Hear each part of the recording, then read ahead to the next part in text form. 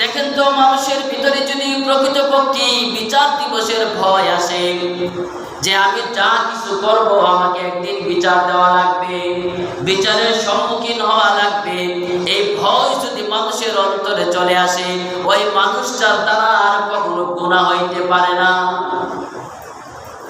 ভাইরা বন্ধুরা আমার, আর যদি বিচারের কোনো ভয় না থাকে, বিচার দিবসের আকীদা বিশ্বাস যদি তার ভিতরে না থাকে, তাহলে ওই মানুষটা বেপরোয়া হয়ে যায়, লাগামহীন হয়ে যায়, সে যা মনে চায় তাই করে।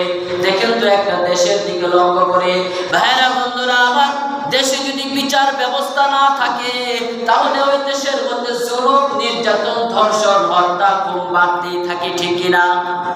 যদি বিচার না থাকে, আইন আদালত যদি না থাকে, বিচারক না থাকে, তাহলে সেই দেশ সুশৃঙ্খল থাকে না।